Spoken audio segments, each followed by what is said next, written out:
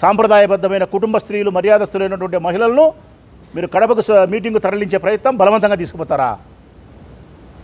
ఏం మీ దౌర్జన్యం? రేపొద్దున మీరు దీనికి సమాధానం చెప్పాల్సిన రోజు వస్తుంది. ఒక రోజు వైఎస్ఆర్ కాంగ్రెస్ పార్టీ ప్రభుత్వంలో వచ్చిన రోజు మీరు సమాధానం చెప్పాల్సిన పరిస్థితి ఉంటుంది. నాలాంటి వాళ్లకు చివరకు బ్రతకడానికి వీళ్ళకి ఏమీ నైపుణ్యం లేదు కాబట్టి, ఏ ఆస్తిపాస్తులు లేవు కాబట్టి, కేవలం శ్రమ మీద మాత్రమే బతికేదానికి అవకాశం కల్పించాలని చెప్పి భారతదేశ ప్రభుత్వం తీసుకునే ఒక పథకం స్వయం ఉపాధి పథకం. స్వయం ఉపాధి పథకం.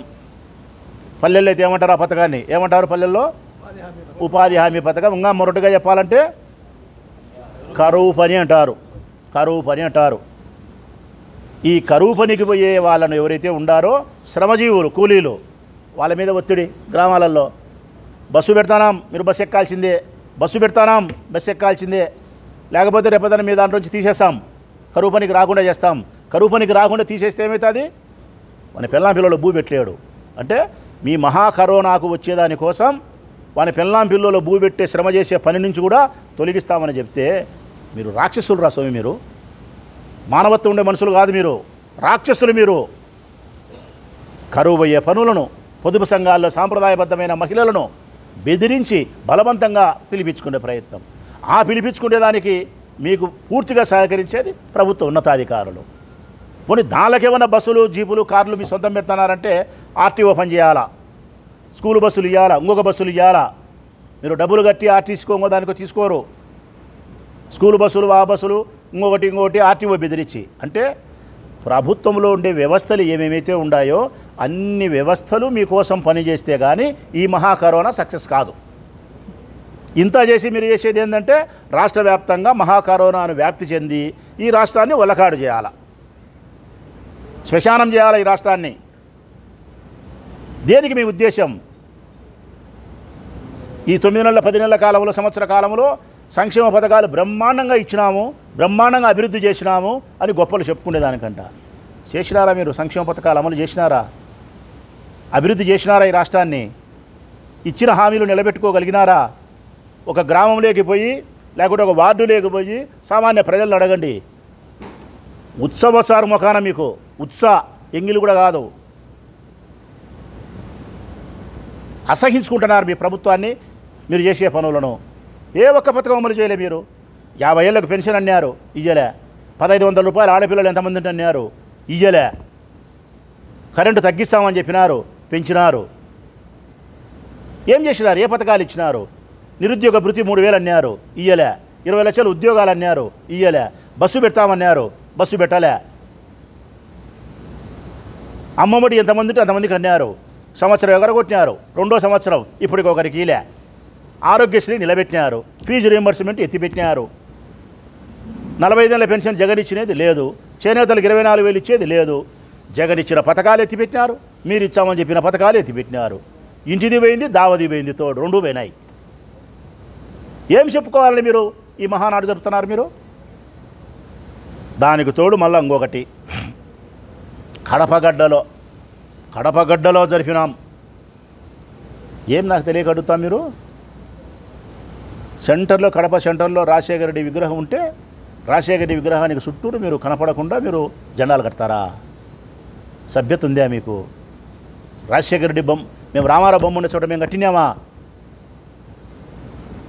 సెంటర్లో రాజశేఖర రెడ్డి విగ్రహం ఉంటే విగ్రహం చుట్టూరు మీరు పసుపుమయంతో జెండాలు కట్టి ఏం ఆనందాన్ని మీరు అనుభవించాలనుకుంటున్నారు మీరు?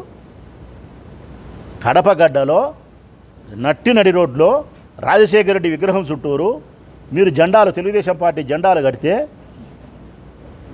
రేపొద్దున ఒకరోజు మాకంటూ ఒక రోజు వస్తే, స్పష్టంగా చెప్తా ఉన్నా, మాకంటూ ఒక రోజు వస్తే, ఈ ప్రజలు, ఈశ్వరుడు మాకంటూ ఒక రోజు ఇస్తే మేము రామారావు బొమ్మకు కట్టాం, మీ ఇండ్లకు కడతాం వైఎస్ఆర్ కాంగ్రెస్ పార్టీ జెండా. తెలుగుదేశం పార్టీ నాయకుల ఇండ్లకు కడతా వైఎస్ఆర్ కాంగ్రెస్ పార్టీ జెండా. రాసి పెట్టుకోండి ఈ మాట. మీరు కడప గడ్డలో జరిపితే మీకు ఒక మాట చెప్పాల్సి వస్తుంది. ఈ కడప గడ్డలో ఇన్ని సంవత్సరాల తర్వాత మీరు మహానాడు జరిపి మీరు ఏదో సునకానందాన్ని పొందాలా, మేము కడపలో ఈ జరిపి మేము విపరీతమైనటువంటి ఆర్భాటం చేసి జగన్మోహన్ రెడ్డి మనుషులకు ఏదో బాధ కలిగించాలనే ప్రయత్నం చేయాలని మీరు అనుకుంటే అమాయకులారా. మీరు తెలుగుదేశం పార్టీ పెద్ద నాయకులకు చెప్తా ఉన్నా, నక్కకు పులి మాదిరి వాతలు పెడితే నక్క పులి అవుతుందే? నక్కకు పులి మాదిరి వాతలు పెడితే పులి కాదు, అది నక్కే. మీరు కడప గడ్డలో మహానాడు జరిపినా కూడా మీరే ఈ కడప ఎప్పుడైనా వైఎస్ రాజశేఖర రెడ్డికి సొంతం, ఈ కడప గడ్డ ఎప్పుడైనా జగన్మోహన్ రెడ్డి సొంతం. ఇది ఆయన్ని ప్రేమించే మనుషులు, ఇది ఆయనకు సంబంధించినటువంటి ఇలాకా. మీరు ఏమి చేసినా కూడా కడప గడ్డలో నక్కకు వాతలు పెడితే పులి ఎట్లా కాదో మీ పరిస్థితి కూడా అదే అవుతుంది. ఈ తెలుగుదేశం పార్టీ ప్రభుత్వాన్ని ఏర్పాటు చేసింది కాబట్టి నేను హెచ్చరిక చేస్తూ ఉన్నా, మీరు 5 లక్షల మంది జన సమీకరణతో కరోనా వ్యాప్తిని చేసి ఈ రాష్ట్రాన్ని వల్లకాడు చేసే, శ్మశానాన్ని చేసే ఈ కార్యక్రమాన్ని మీరు నిలబెట్టాల్సిన అవసరం ఉంది. బాధ్యత రాహిత్యంగా మీరు ప్రవర్తించొద్దు, బాధ్యతతో మెలగాల్సిన అవసరం ఉంది. మీరు పొదుపు సంఘాల మహిళలను బలవంతం చేయకూడదు, స్వయం ఉపాధి పనులకు సంబంధించిన వాళ్ళను, శ్రమజీవులను ఒత్తిడి చేయకూడదు, ప్రభుత్వ ఉన్నతాధికారులు అధికార దుర్వినియోగానికి పాల్పడకూడదు, రాజకీయ పార్టీకి సంబంధించిన కార్యక్రమాన్ని ప్రభుత్వ కార్యక్రమంగా మీరు చేయకూడదు. వీటన్నిటికీ కారణం చంద్రబాబు నాయుడు. స్పష్టంగా చెప్తా ఉన్నా నేను. చివరిగా ఒక మాట, ఈ 3 రోజుల తర్వాత ఈ రాష్ట్రంలో ఏ సందులో కరోనా కేసు నమోదైనా ఎవరు చనిపోయినా కూడా ఆ మరణానికి సమాధానం ఈ రాష్ట్ర ప్రభుత్వం చంద్రబాబు నాయుడే చెప్పాల్సి వస్తుంది.